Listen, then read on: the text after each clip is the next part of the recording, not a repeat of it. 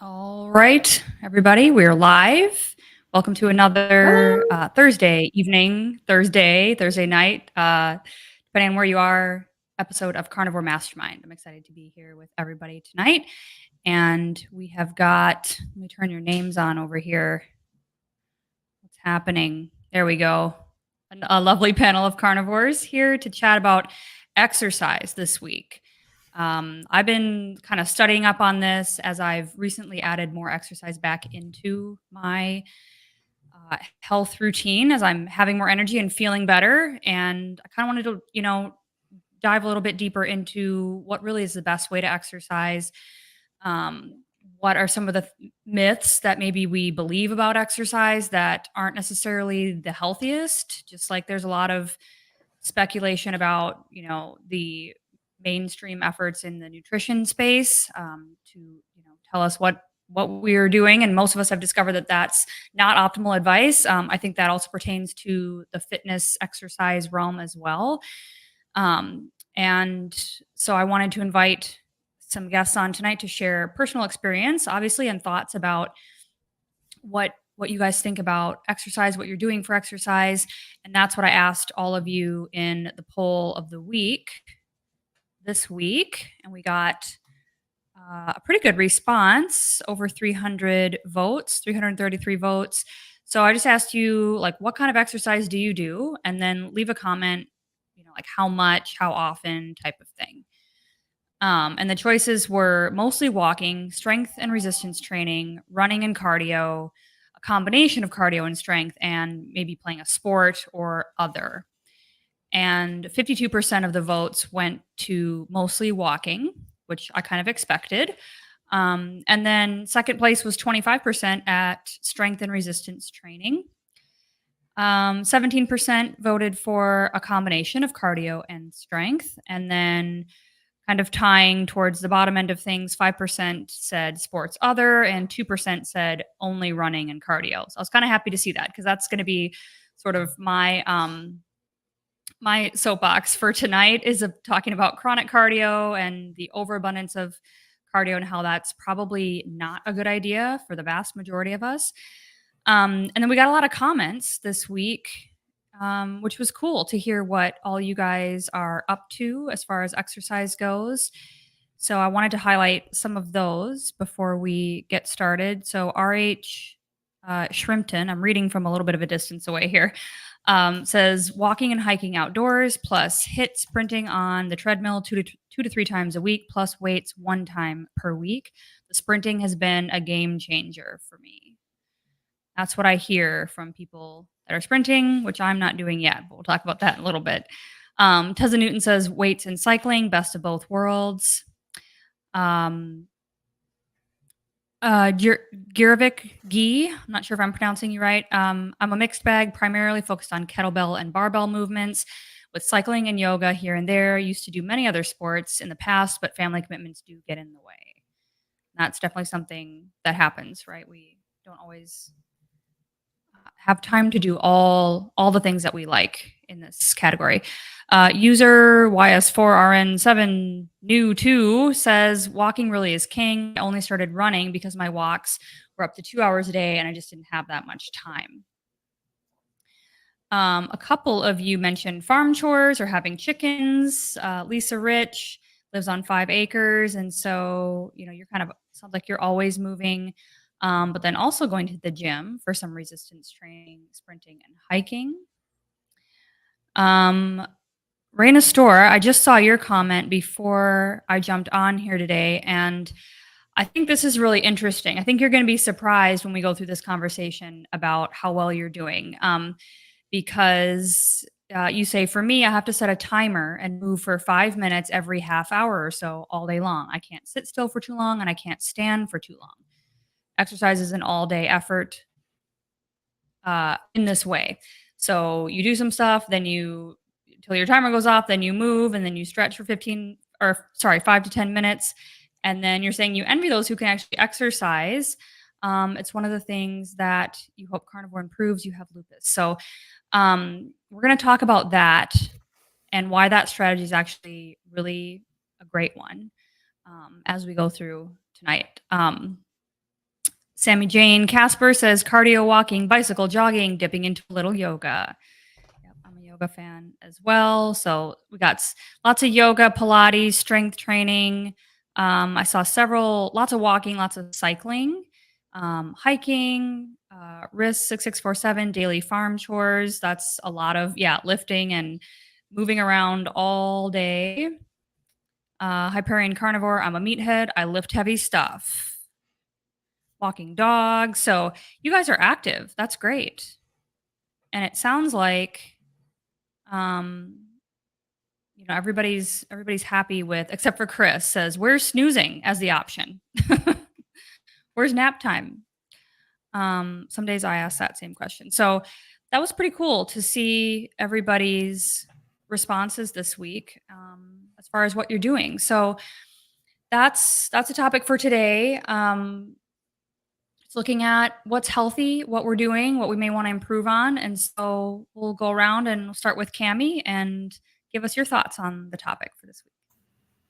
Hi, I'm Cammie. So I have never loved exercise. And I think it's because I've chronically been undernourished and not had good energy ever. So exercise just always seemed horrible. Like I never would want to do it.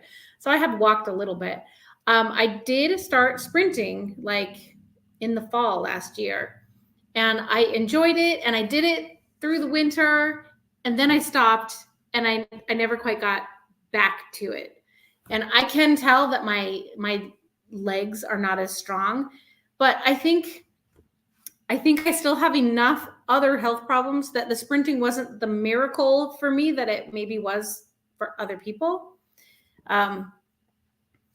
But I'm walking now. I'm trying to get 5,000 steps. I put Google Fit on my phone, because I need one more app tracking everywhere I go.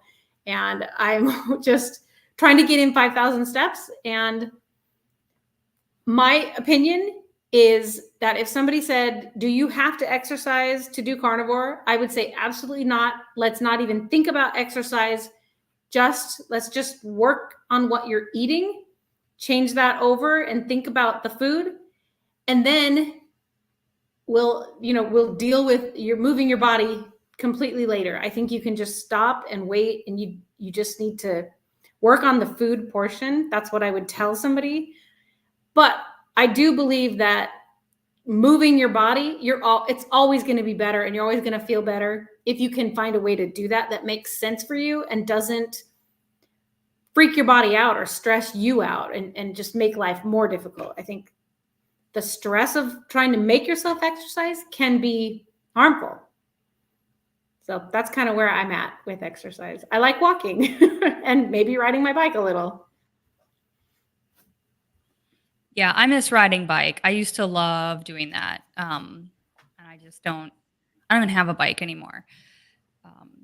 So that was always a good stress relieving thing, I felt like, for me. Which I haven't done in a long time. But okay, John, what are your thoughts? Well, you've heard this before probably, and for those of you who haven't, and when I heard it, it rang a bell in my head. Our metabolic health, 90% is in the kitchen. Let's fix our diet and eat the proper human diet first, make that the priority. And then 10% is in the gym or wherever you call your gym. It is extremely important to send messages to your muscles and your bones that they're vital and important. And when they get those messages, they grow, they maintain. And as we age, we want better bone density and we want more muscle mass, because the older we get, we lose our muscle mass. So that is important. So finding the balance, you have to have you could have the worst diet and exercise your butt off, and it's not going to do anything. So I think the diet comes first. Exercise should be part of your life. For me personally, I joined a gym out of high school and never stopped going to a gym on a regular basis up till today. Then COVID hit and I bought a gym for my house. I bought a Bowflex Revolution, which uses like rubber bands. And I still use that. I haven't rejoined a gym, but I'm about to join a new one. And I ride a bicycle every single morning when it's not raining.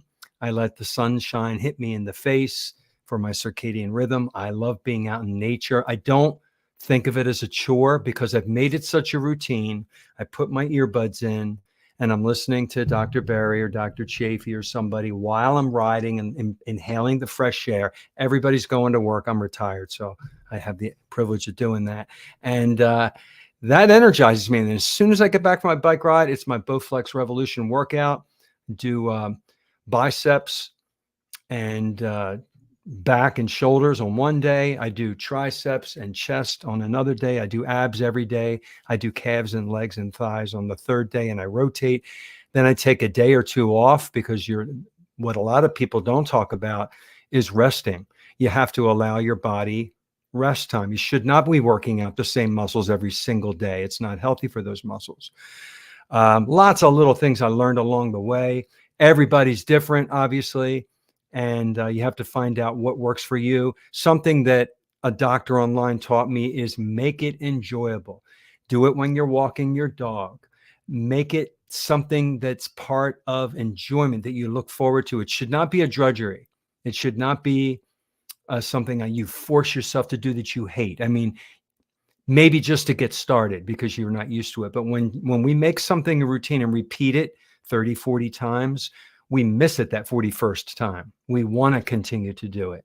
So if you can do that for exercise, it's so important. Movement, lifting heavy things, the cardiovascular system, the muscles, it's the breathing. It's so important. It all comes together.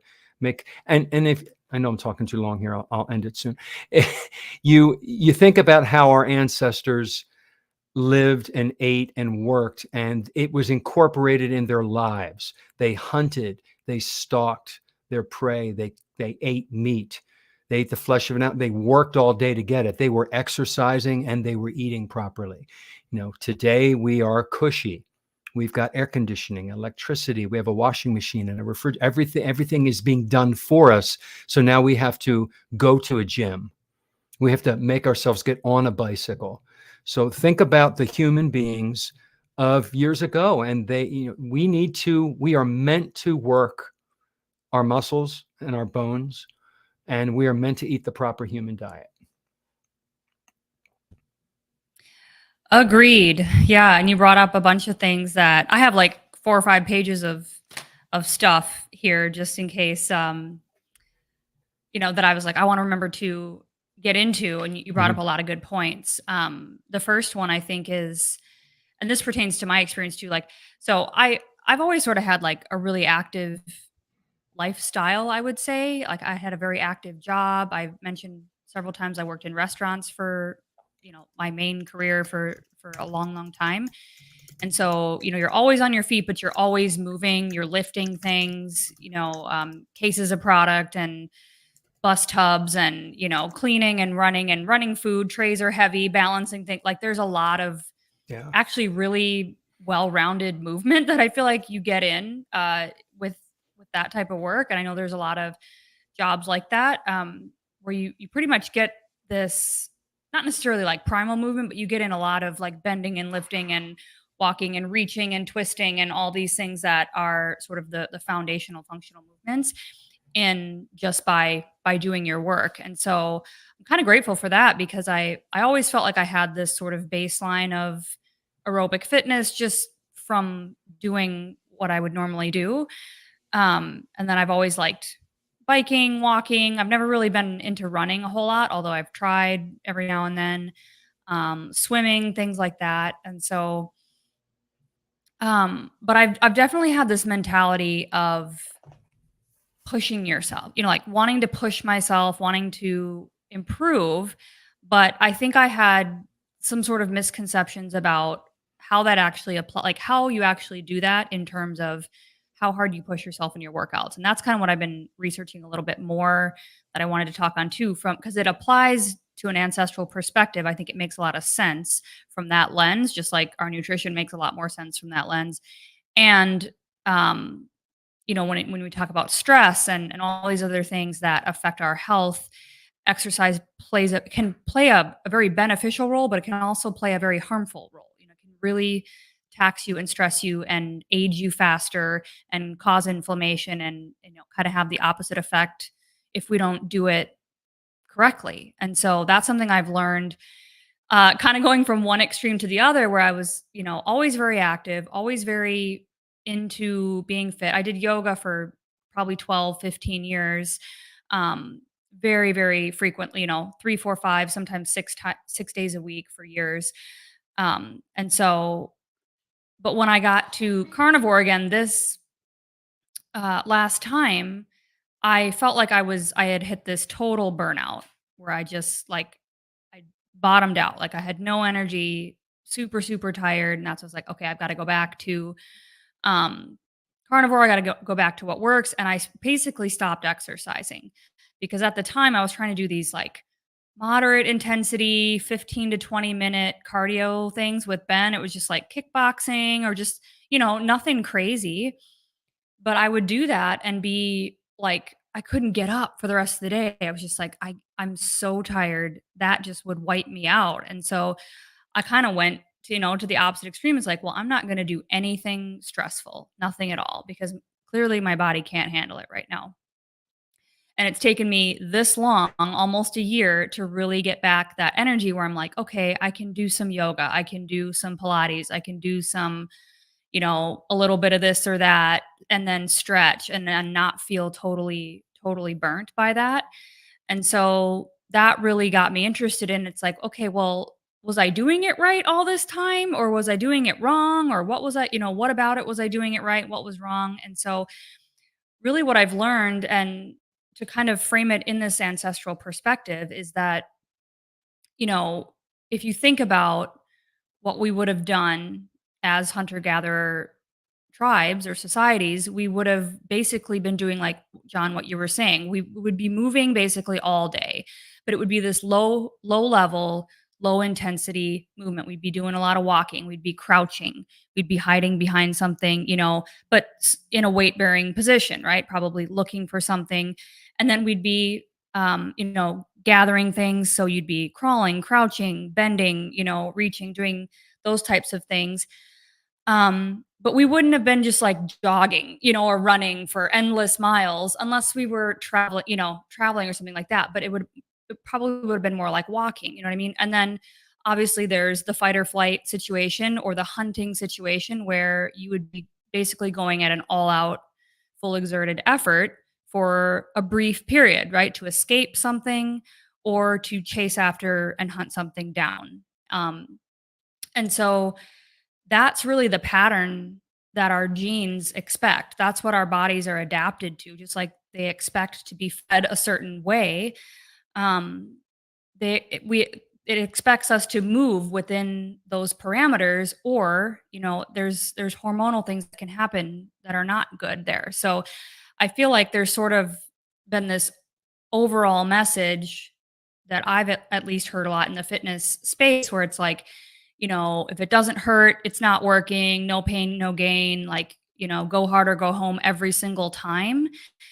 And I felt guilty to that for a long time. Like I thought, oh, if I like the times I tried to run, for example, it's like, if my lungs aren't burning and I'm like almost kind of dying, but I can still, it's like still manageable, then that's where I should be, and like, that's where I'm making progress. That's what's going to give me the health benefits.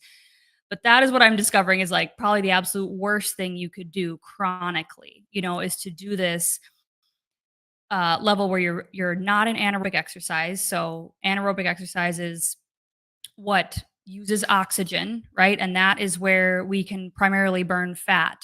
And so when we're in sort of this 180 minus your age, will give you your maximum aerobic heart rate. So if you figure that out, and then that's like the max that you would want to hit if you're wearing a watch or something that tracks your heart rate. You don't want to go anywhere past that because then you're starting to get into that anaerobic state, and it's different for everybody, but where your body wants to use glucose more to fuel that exercise and less fat. And it's getting into that realm where it's dumping more stress hormones into the body. Like we're getting into this, like, this is pretty high intensity. Like, are we running away from something? Should we be scared type of thing? You know what I mean? And so it's I think it's actually surprisingly easy relatively to do like regular healthy aerobic exercise and we think that we're not getting any benefits, or at least I didn't. It's like if I can carry on a conversation and be walking or brisk walking or hiking or something like that, I'm not really doing it right.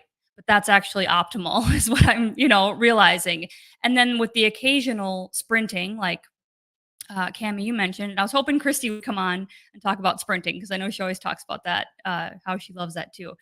But anyway, I'm talking for a long time, but just I found this so interesting because I really think again, there's this sort of paradigm that it's like if you're not out, busting it on the streets, running or biking like hard every day, or even like 3-4 times a week, you're not getting the health benefits. So you're not increasing your cardiovascular fitness or whatever. But it's really not. It's really more about general daily movement and not sitting or standing or being in one spot for too long at a time. And that's why I really thought that comment was sort of enlightening where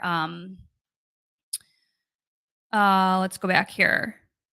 Yeah, Raina, if that's your first name, setting a timer and every 30 minutes getting up and doing something, stretching, moving around, doing a few squats, doing a few jumping jacks, whatever, that's actually optimal in my opinion. That's what I try to do throughout my day is just vary my activity. So if I'm standing in the kitchen prepping a bunch of stuff and I'm in there for an hour, hour and a half, I'm trying more to like, okay, break that up and go do something else that I'm squatting down, or I'm cleaning something that's on the ground, or I'm folding laundry and putting it away, or I'm going outside and doing something, like just breaking things up so that I'm not just standing or sitting in one spot for too long. And so there's a lot in here, but that's sort of the realization that I've come to is just like nutrition in the mainstream, it's like we've been doing it wrong, and kind of promoting the wrong message in a lot of cases. Not to say that there's nobody out there promoting this type of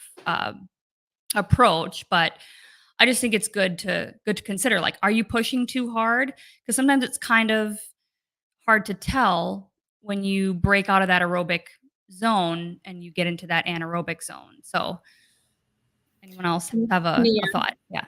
So when I was in middle school, they were pushing running hardcore in our area. So we had to run a mile once a week in our PE class. And looking back, I was a kid that was fueled by carbohydrates. I was a little bit overweight and it was really hard for me and I hated it.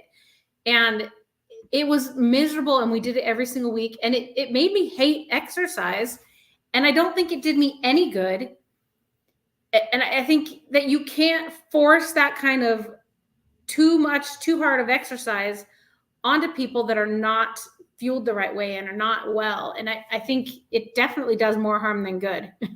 That did. I didn't like it. What was that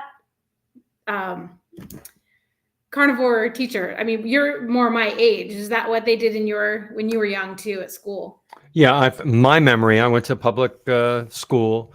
I graduated in 1983, and we had to run the mile every year. We had to pass these little physical fitness tests, which I love doing, like climbing the rope and jumping this and doing the mile and having to finish it. And I was able to do it, but I remember some of the kids, some were throwing up, they couldn't finish it. And I was talking to Christy, I think it was Christy. Yeah, Christy, because she's the teacher. And she and I were talking about her last day of school and the tests, and the kids have to take these physical fitness tests in California. I'm like, oh, because they stopped doing that in Florida. Our kids in Florida, because, I'm retired, they didn't have to take any kind of test at the end of the school year, physical fitness wise. I think we should bring it back in schools, just to communicate the message of how important it is to move. DC mentioned it, and you posted it on there, Nia, that it doesn't matter what you do as long as you do it consistently, because you're sending your signals to your body that movements and the muscles, the bones are important, and it makes your lymphatic system healthy. It makes everything move, not just the lymphatic system, but all your systems are being activated and being used. People who sit on the couch all the time, or if you have a job and you're sitting in your office chair for too long, that's not healthy. You get stiff. You know how you feel when you get up our age and you're like, oh, Didn't used to get that when I was a kid. Now I get all stiff when I've been sitting too long. That's a signal being sent to our brain. We have to move, get the oxygen flowing. Yeah, and I think that's always just the challenge, right? Because a lot of our work is done Yeah, sitting or a lot of standing and what we're stuff, doing right and now. I was even surprised, like, yeah, like, um, even standing desks, even if you're just standing at your desk for 8 hours a day, that's still just as bad as sitting. Like, it's still that static, uh, you know just being in one spot and not actually getting anything moving. So, ideally you would move from sitting to standing or maybe take a call while you're walking around or something, like just keep the variation up as much as possible. And yeah, most of the stuff in our modern environment isn't set up to facilitate that, and so, but I mean, I would say in today's day, there's a lot more people working from home. There's a lot more maybe options than there were in the past, perhaps. Um, but let's see that you brought up something else too, or I think you did Cami too that I was gonna comment on too. Oh, I just think the idea of getting burned out or not even enjoying exercise, because you sort of got, um, yeah, just like burnt out on it or got a bad taste from being forced into certain things. And I think that's, yeah, I guess that was me trying to run. I always thought running's so good, but it always hurt my knees. And I know I probably just wasn't doing it, running correctly with correct, foot posture or whatever it is. But um I just the more I've thought about this again from the ancestral lens, the more I'm like, yeah, this just really makes sense. Like walking really is the best, it's what we would have done the most. And then working on strength. So strength training is the other major component. And I know there again, like I've never been super into like strict weightlifting where it's like machines or sets and reps, like isolated exercises. I've done a lot of, I guess, like group exercise classes, like the what's the name? It's like the Lamills series where I think they call it like body attack or body combat is one where it's like cardio, but it's a lot of like kicks and kickboxing type of martial arts stuff, which I think is really fun.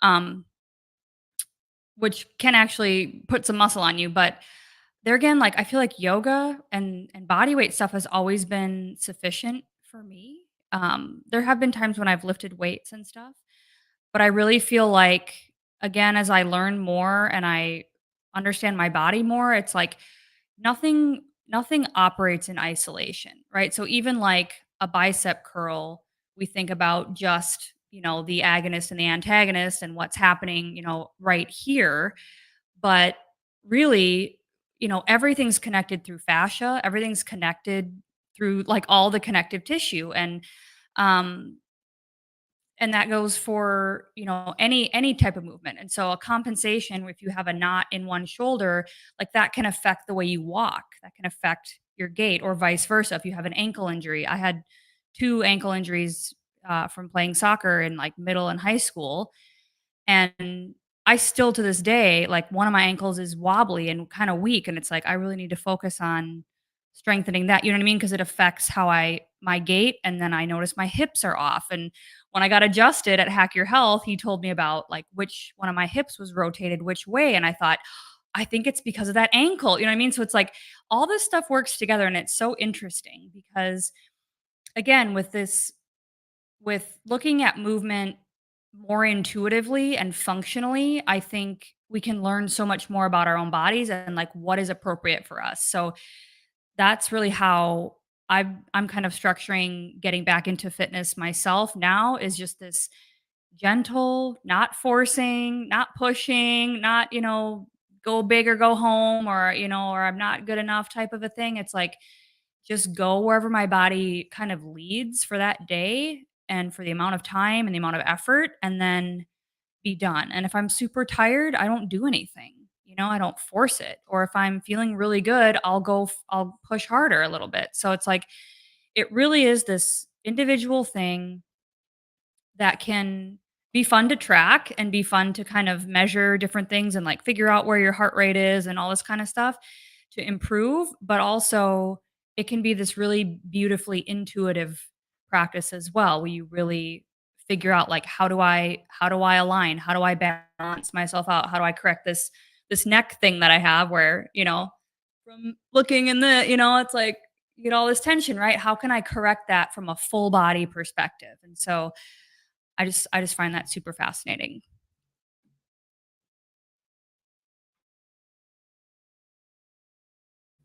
As do Anybody I. else have a I'm trying to add a comment here. okay. I'm reading a lot of the comments while I'm listening to you, and I'm reading some of the comments. The doctor's on. There's like, and all these really great positive contributions here. You guys are great, and they're all true. And it's all sending again back to my message. You're telling your body's important when you're moving, and then it's gonna react. Every action results in an equal and opposite reaction. Look at the people who are lying in the hospital from a procedure for a long period of time. They start to atrophy. The muscles get smaller. You get stiff. It's so whatever the movement is for whatever age level. I mean, some people, they're lifting heavy weights and they're bodybuilders, and there are long distance joggers, there are sprinters. I mean, there's a whole spectrum of all kinds of exercise for whatever goals you have and whatever age range you're in. And you find what is tailored for your needs and for your age and for how you feel in your health. You may have a weakness. I was listening to Dr. Ken Berry talk on something recently about a person asked him a question about a sprained ankle. Oh, baby, the ankle, put ice on it, wrap it. And he's like, no, you want to listen to the pain, but you want to get on that ankle and use it as soon as you can so that ankle gets stronger. Don't re-inflame it, but don't baby it. So when we have an injury, we tend to not want to use that part, but you want to use it. You want to get it back into use again.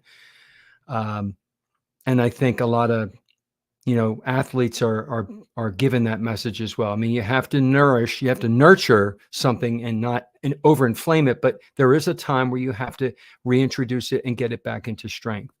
I went to the chiropractor at Hack Your Health too, and he said the same thing about my hip, that one side was a little shorter than the other, and maybe that's what was giving me a little bit of, pain here and there. And we're all different ages, and we all have different things that have happened to us. So we need to exercise appropriately, not too much, not too little. What works best for us? Everybody's giving advice. Don't do this, do this, and it can be confusing. So find your own path and what works for your body, and push it a little bit. We want to reach a little bit of a frustration point so our body grows, our muscles grow, our bones get a little more dense. We don't want to be a wimpy and just do a little tiny bit, right? That there's kind of a balance there, in my opinion.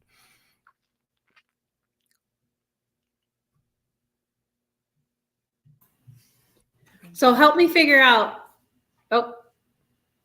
Help me figure out what to do.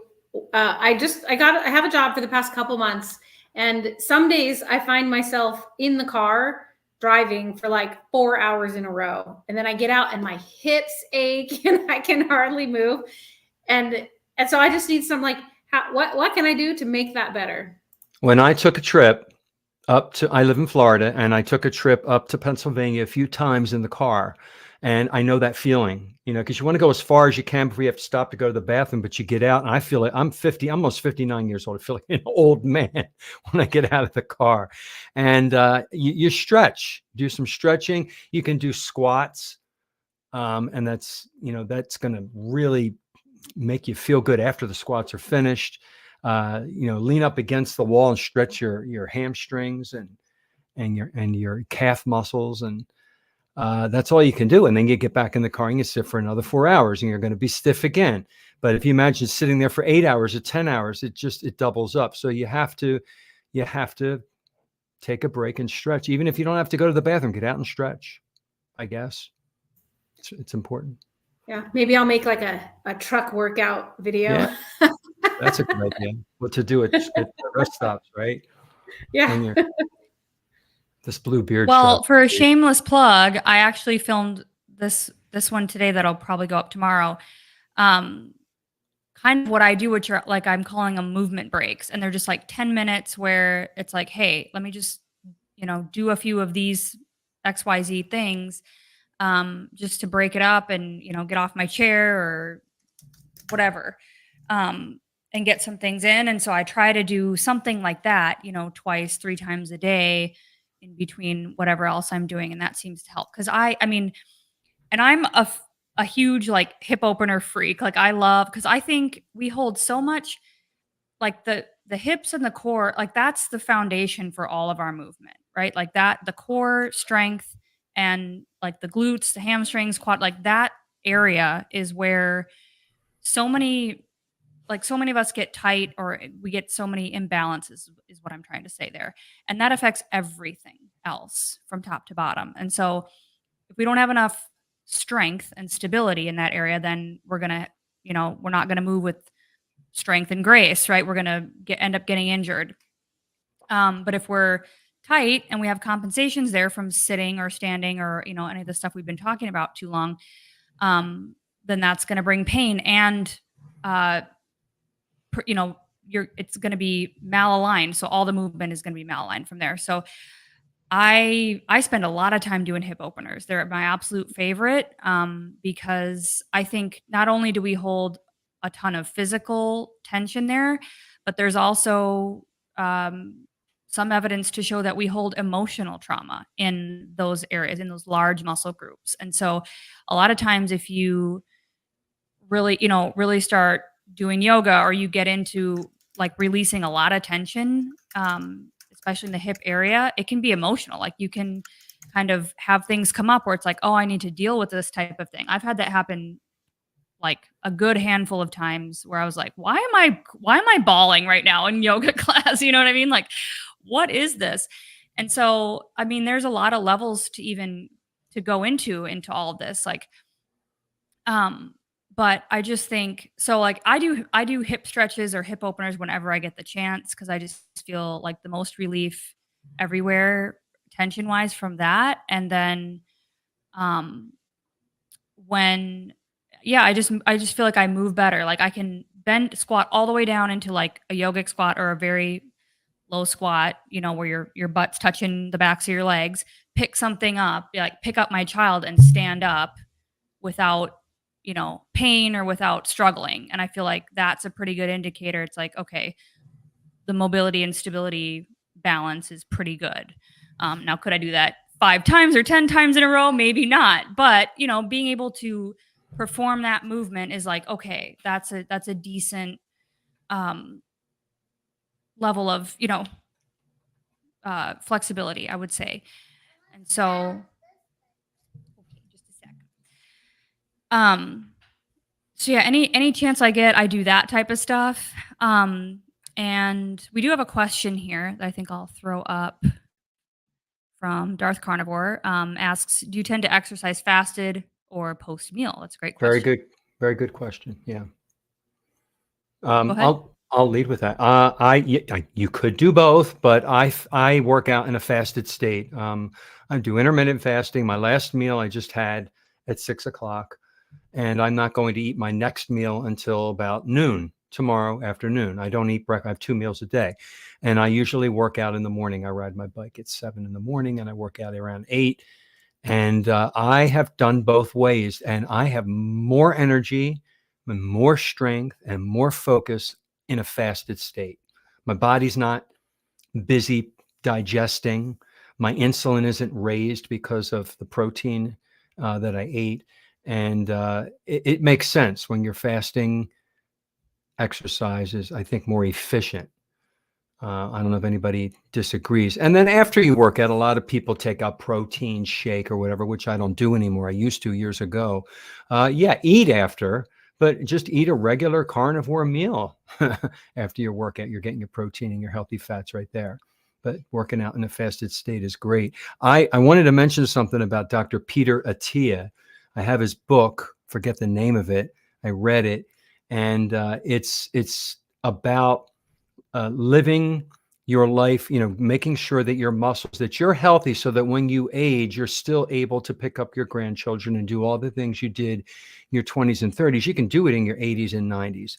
So he talks about doing exercises that mimic your everyday things that you do. Like you mentioned, squatting all the way down so you could pick up your girl and carry her up. Well, when we get into our 80s or 90s, when you have grandchildren and great grandchildren, Nia, you want to be able to do the same thing. And you will be if you continue to do that particular exercise until you hit in your 80s or 90s. You can be able to, put your clothes on quickly and easily like we do now. All the exercises that we take for granted now that are everyday movements, we want to work on those to strengthen those so that when we're older, we can still use them and do them, because there is a decline. Let me do it this way. There's a decline as you age in all your muscles and bones, unless you work on them. Yeah, and something kind of along those lines that I found fascinating in my reading this week was about mitochondrial biogenesis, and how the same way we understand that our muscles and connective tissue and all this stuff adapts to the stressor, like you're talking about. We do need to push beyond at some point, which is the reason for the strength training and like the sprinting or the occasional all-out effort activity that's only going to last maybe 20 seconds or less. That's tapping into like almost the highest 90% of your max heart rate. And I think I wrote down like even exercise that's 8, if you go all out as hard as you can for up to 8 seconds, you're primarily burning straight ATP. Like you're not even dipping into the like I think glucose comes in at like 30 seconds to several minutes or something like that, which is kind of cool to think about. But so just like our bodies, our bones, our muscles, everything responds positively and adapts to becoming stronger and more dense and more flexible and all this stuff to appropriate exercise. The mitochondria in our cells actually, like, they grow, like they multiply. It's like a synergistic relationship. So the more you do the appropriate type of exercise that we're talking about, the more mitochondria will replicate in your cells. And then the more mitochondria you have, the better you metabolize the fat for the aerobic exercise, right? So you become a better fat burner, especially if you're on a low insulin producing diet, like we all are, a very low carbohydrate diet. And so they kind of feed off each other. So the more we engage in this low level aerobic activity, especially, we're going to get more efficient at the same heart rate, right? So we don't even have to train at higher heart rates, which is another thing that I thought was the case, but I found out that was not true. Where it's like, oh, the more fit I get, the higher the heart rate I should seek to train at, right? It's like, no, you have the same aerobic heart rate no matter how fit you are. It's just like you get better, you get more efficient at that heart rate, which is pretty cool. So there's just all this evidence for doing it this way. Like you get more mitochondria, which means you uh, process energy better. You make energy more efficiently with less free radicals. So you're actually, aging less quickly because you're not producing as many of the oxidative byproducts from energy metabolism. So like there's all these interesting ways that the body benefits from doing this. And I thought that's something I didn't know about the mitochondria, which I thought was cool. With do I have it on? With mitochondria, it's also our diet. Our mitochondria are extremely healthy and multiplying because we are fat adapted versus the sugar going in and out of the cells. So that's added on to exercise is our diet. So we always have to talk about exercise with diet, in my opinion. It's not just the movement, it's what you eat, because everything we're talking about today and all the wonderful studies, I think they're moot if you're eating a standard world diet. You're eating a crappy diet full of starch, sugar, and seed oils. There are people that are just they're working harder than anybody, and they're not making any progress, and they're not feeling any better because their diet's poor. So we always have to pull this back to nutrition and connect it always, I believe. And I think it's more important than the movement. Movement, yes, everything we're saying, but nutrition along with it. And the mitochondria are healthy because of both reasons. Yeah. Yeah. And replicating. The reason I'm in the truck all the time is I drive Amish to their job sites. So sometimes I sit there and I'm watching them work, and these people are strong. They are really, really strong. They don't work out, but they work all the time. Very strong people, but they're not necessarily super healthy because they tend to eat a lot of high flour foods, sugar foods. They do a lot of seed oils. So they have the exercise, they have the strength, they have all that movement, but they still have the same problems, a lot of the same health problems as everybody else, because they're eating the wrong foods. You have to do both. Yeah, absolutely. And I think you brought up at the beginning, John, body composition, or change in body composition is 80-90% in the kitchen, and the other 10 to 20% is what you do. And so that's really the other paradigm shift. That's probably the number one shift that I think the mainstream fitness advice gets wrong, right? You still go to CDC website or a Department of Health and Human Services, I guess, is the people that make the recommendations for us for exercise. And I mean, it's about right. It says, get adults need like 150 minutes a week of, I think they call it moderate intensity exercise. So, but they mention things like cycling, walking, swimming, this sort of aerobic activity. But it's still in that context of like, if you move more, you'll lose weight, just eat less, move more, calories in, calories out, balance what you eat, drink, and do, right? We hear all these slogans where it's like the point of exercise is to balance out the calories that you're putting in your mouth. And it's like, well, none of that's true because number one, we don't run on calories. And number two, all foods, we all know this, all foods affect us differently hormonally and break down into different things, right? That are either needed or not needed and can be used, like we can use sugar, but only to a certain extent, before it becomes a problem. And so, there again, it's like, I think so many of us may have had, or in the mainstream still have this idea that exercise is about losing weight, or it's about, um, you know, you get this punishment mindset. It's like, oh, I ate too much, and so now I need to run more, or I need to, and that's kind of where I got into, um, at several points in my journey too, where it's like, oh, I binged 3 days this week, and so now I need to like go suffer at the gym, and run all this off, which now I know makes absolutely no sense, right? And actually drove up my stress hormones, which makes your body want to store more fat, and it affects you hormonally in a way that is in the fight or flight thing. It's like your body wants to store energy so that you can continue to flee or fight or whatever it is. And so really the benefits of exercise are about, I think there's mental health benefits. I think there are obviously cardiovascular benefits, musculoskeletal, bone density benefits, and then hormonal benefits and stress management and how we respond to stresses in life, which I think are that just totally reframes the whole game for me. It's like I'm not here to uh like I'm not thinking about exercise in terms of I better do it 3 times this week, this intensity of a workout, or I'm not getting the right benefits. It's like I go off my energy levels, I go off of how I feel, and then I push myself on the days that I feel I have the energy for it. And then, like we've been talking about, leave plenty of time to rest, especially if you're sprinting, especially if you're, cycling hard and kind of doing the sprinting type thing with that, or whatever it is that you're doing for your high intensity days. That should really only be like once a week, maybe once every 2 weeks, depending on who you are, and only when you feel 100% ready for that. Because otherwise, it's triggering a lot of those stress hormones that just cause inflammation anyway. Good point on the emotional health and the mental health. I know that when I work out, I feel better about myself just knowing I did it for the day. I know I physically feel better. I'm more agile.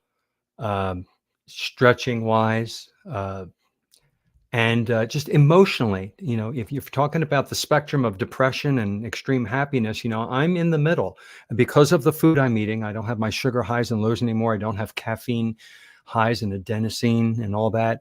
And the exercises, it's putting everything back into its optimal balance in the body. All the hormones, everything is being balanced because you moved, and it just gives you an overall feeling of wellness that can't be beat. And then I can't stress enough that you have to rest. Some people think because it's good for you and it makes you feel so good, you have to do it every single day and push it. And that's dangerous because, like you said earlier, Nia, too, that, you can damage yourself. People are not repairing. They're not giving their body time to grow and repair.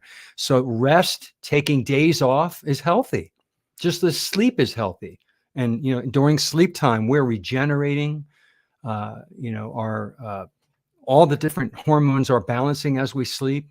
We wake up with our cortisol levels a little high and our glucose levels a little high on purpose, the dawn effect. Everything is working the way it's supposed to if you don't over exercise as well. You want to find the sweet spot that works for you, that makes you feel great.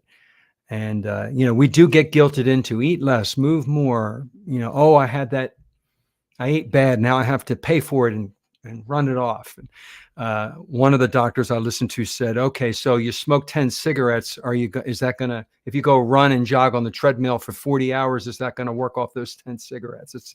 It's the same concept with the bad food. You can't work it off. You just have to, have a balanced life and not believe the myths. There's just as there are myths with our food and our diet, there's myths about exercise too that we need to break. A lot of people are taking lots of supplements, and I'm not going to go down that rabbit hole, but some of them can be helpful for some people. The same ones can hurt some people. Our ancestors didn't have supplements. We didn't have powders. We ate what was there, animal food and protein and fat, and we worked in the forest, in the field, and we should try to emulate what our ancestors did in everything that we do as best we can in our modern world.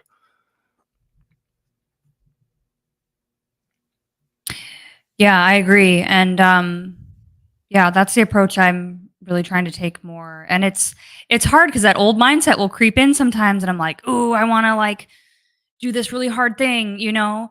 And sometimes because it's fun. That's one reason why I always loved yoga is because it's like you get to do all these weird, twisty, bindy, upside down, like really odd, challenging things, right? And it's fun. And it's like fun to be like, "Oh, can I do this?" You know, or how long can I do this for? And so I miss that a lot. And I've loved doing like I've done aerial yoga and sort of like the circus acrobatic type stuff in the past where every once in a while places I've lived there's studios that have that they the lyra, which is like a steel ring, and you climb in that and like spin and do all this crazy stuff. And so like I'm kind of weird. I like doing stuff like that. But um because I have a whole rig, an indoor rig that I can set up and do that, in here.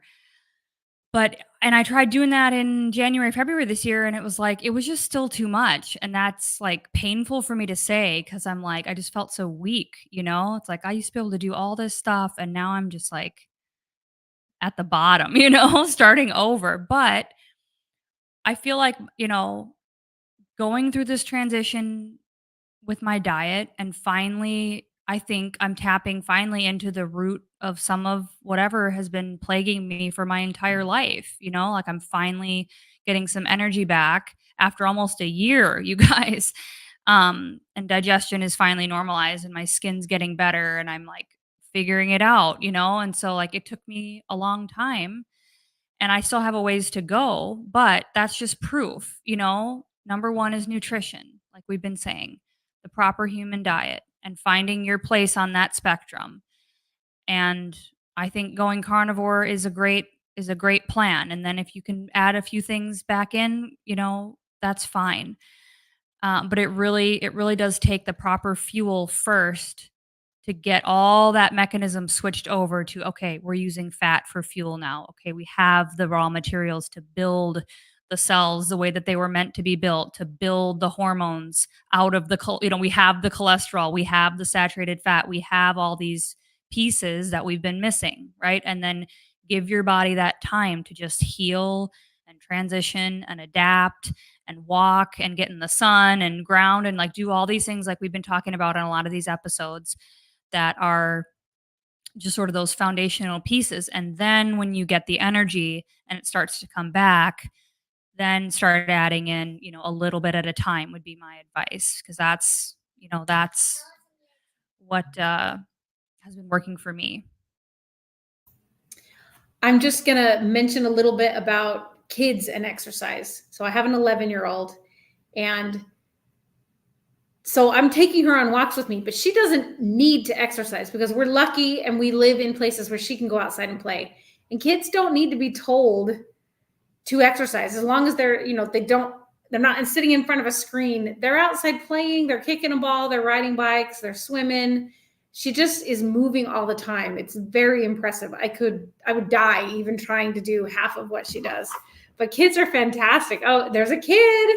She wants to show us. Do you like to move your body and jump? Jump, jump. She says, do you like to move your body and jump? Do you like to jump? You like to dance, don't you? Dance. Yeah, it doesn't take much to get a kid to want to move their body. And yeah, no. It has to be more like that. What's really cool about children and kids, we can learn from them and remember our youth, how we reacted to broccoli the first time, how we reacted to coffee the first time, how we reacted to things that we know are not healthy, things that we know are healthy. Their gut instinct is always true and accurate. So we can learn a lot from kids for sure. And they don't do things that aren't fun. So if we can find exercises that are healthy, that are fun, or make it fun. I always pair my exercise with either listening to music or listening to podcasts so that I'm focusing on these aha moments that I'm learning. That's what works for me. Other people do different things. Find something that makes it enjoyable. And it's not a chore in any way, shape, or form. You love it and you want to do more. And, otherwise I wouldn't do it. Anybody have a thought on this comment here? I get $50 each quarter from my health insurance to use on healthcare products. Any suggestions? I've never even heard of that. I don't have. I don't know enough to comment, but I question that because now you have to use a product to get the money. And can you buy carnivore bars? I've heard those are like, can you, old Roscoe, can you elaborate what some of the products might be? I wouldn't want to use some of them if I don't like them. Or electrolytes or something like that. Yeah.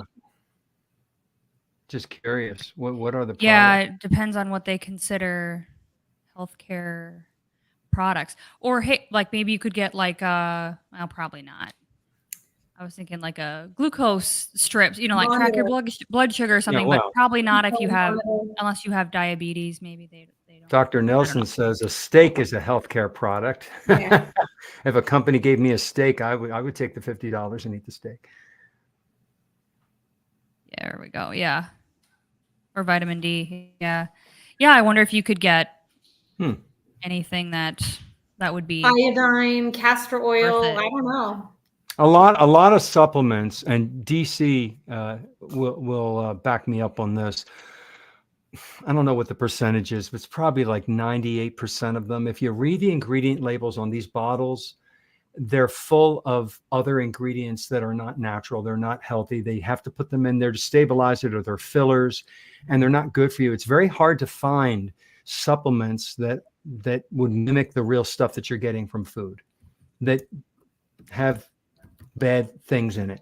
Like I do take a few, but I bring my reading glasses and I have to read through this whole, aisle of crap. And there really is a lot of bad ingredients in these pills, in these capsules, in these oils, until you can maybe find one that's acceptable. So I would be cautious when taking any supplements to read those ingredients, like you read the ingredients on a food label. Yeah, so you're saying over-the-counter stuff. I would get ketone strips if Well, you're into yeah, that, or glucose strips or something, like, if they use pay it you for for that, that. sure. Yeah, if that counts. But I would agree, there's so many supplements that are See, just DC says all of them are manufactured vitamins. The best source of vitamin D, of course, is animal fats and get in the sun. yeah. Now, I don't know if you all know how they make vitamin D capsules. I didn't know this. They take an oil, like a coconut oil, if you're going to try to get away from the seed oils, because they do come in soybean oil and all these other crappy oils, and they expose that oil to the sunlight. They put it in a capsule. And then you're swallowing so you're swallowing the sun. I mean, you're getting what you would normally get when you're in the sun, but you're taking the oil internally. It's certainly not as healthy as getting it from the sun. Because the sebum in our skin is absorbing it. Because I took 10,000 IUs a day from, like, I think around Christmas time through, I guess, probably March. There were a few days I forgot because I'm not great about taking stuff. But I was, for my skin, I was like, maybe if I just, get this vitamin D up, it'll go away. I didn't notice a difference at all until I got out in the actual sun. And this was a D3K2, I took two 5,000 a day, and I didn't notice anything until I went out in the real sun. So maybe it was just the form or the brand that I was taking or whatever, but I feel like only real sun. Well, it could be. And do you know what oil it was in? No, I don't. A lot of the oils are soybean oil, canola oil, safflower oil. I've read the bottles. And the ones you want to get, if you're going to get them, you get the ones in coconut oil. There's one that's in lanolin. Lanolin is the oil that comes from sheep. It's their natural sebum. And really the best way is to just go in the sun. And if you're going to put anything on your skin, you rub beef tallow on your skin, because that tallow means sebum. That's where the name comes from. So taking them, you have to take a ton of it. Your body has to, I don't know, I assume, convert it somehow, because it's not natural to take it in a pill form. So yeah, and then people will say to me, well, what about where I live? I don't get sun. It doesn't, we don't get a lot of sun. What do I do? And I guess that's a good point. Just get out in the light. You're getting something, even if it's cloudy, you're getting something. So this is the one just now, because I'm curious. I'm like, did I just poison myself for however long? But it's it depends on the oil. You may have put seed oils in your body. This is the one. Let's see. Let's zoom in on those ingredients. Microcrystalline cellulose, modified cellulose capsule, magnesium stearate, and silicon dioxide. All right, DC. But I didn't know that. Yeah, somebody tell me. Is it in an oil or is it a powder? Was it a gel or a powder? It was a powder in a capsule. See, I don't think it's going to do anything if it's a powder. It needs to be in an oil, and most of the oils are seed oils, and you want to get coconut oil or lanolin. Oh, I see. Because some of them say olive oil, really, but then about olive oil, it's probably gone bad because olive oil is so fragile. So if I just take some tallow outside and put it in the sun, I've created my own D3 vitamins that I can sell to people? Kind of. Vitamin D3 lotion. Just put that tallow on your skin. Like what I do is this sounds weird. I don't know if anybody else does this, but I take grass-fed, grass-finished beef tallow. It's yellow. It's kind of hard. I dip it. I go like this for a long time until it liquefies, and then I'll rub it on my body and then I'll go out into the sun. I rub it in as a cream, like as a lotion for my head and my beard. But your body makes its own sebum, its own tallow, kind of like, and you're getting, the sun is reacting to that. It's making vitamin D with your cholesterol, by the way. So having high cholesterol is good for making vitamin D. I've heard these can help. What does that say? Veggie gum. Oh yeah, gummies. what does he say? Some veggie gums are specifically used to grow tumors for research. Oh gosh. Yeah, I wouldn't doubt that, DC. Yeah, he knows a lot about the supplements and the crap that's in them. He'll open your eyes. Yeah. Oh, yeah, I can only imagine. I mean, look at what they put out in broad daylight for us all this, like, canola oil. Oh It's yeah. like this In came the from was absolute trash. It's like, here, it's heart healthy. Like, imagine what they do in all these supplements that aren't regulated, that we have no idea what's really actually in them and what standards they've been made to, and we don't know and what they're they out actually they're do. out to make money, so you're not getting whatever Like, that oil is, you it's a know, low we don't quality know oil. anything about them. Yeah, exactly. Definitely. Okay, well, we're past the hour. Did anybody see a question that I missed or anything you wanted to comment on? That's apex predators. Sometimes I miss things. But you guys were super awesome in the chat. I saw tons of great comments. Everybody's so nice and supportive and helpful and They are. knowledgeable. Dr. I Nelson, love this. I like that he comes on. He always offers really great advice. He's going to write a book, he says, on canola. Wow. Well, I learned that canola comes from it's the rapeseed, which comes from Canada or something, and it's any of the seeds. We could do a whole talk on just seed oils. We could do many talks on seed oils. Because We it's not should just in just the do, food, like, a it's in a deep lot of dive. it's in a lot of these supplements. Yeah, it's in everything. Yeah, it is. I was joking with Ben yesterday because he took little one out for like a little daddy-daughter time, and they were going to stop at the coffee shop, and he was going to coffee, and I was like, don't get her anything with seed oils in it. And he was like, okay. And I was like, that's everything in there, right? Like, she can't have anything in there Muffins, unless all it's the like cookie, a everything. fruit, a whole fruit, or like they had some salami in there. I'm like, she can have these 3 things that I know are in there, because I've gone through that store and looked like, oh, all these chocolate thing. It's like organic dark chocolate or whatever. It's all got some kind of garbage in it. Oxo, everything. It's crazy. So, anywho, thanks everybody for joining tonight. I appreciate you. And everybody in the chat, thank you for being here. And of course, if you're watching the replay, thank you for your input and viewership as well. We'll see you again next week for another fun topic and another fun discussion. And take care. Stick to the proper human diet, right? Number 1, keep eating that meat and get out in the sun and move in a way that feels good and doesn't stress you out, and you'll live long and prosper, right? Okay. Absolutely. Bye, everybody. Bye. Bye.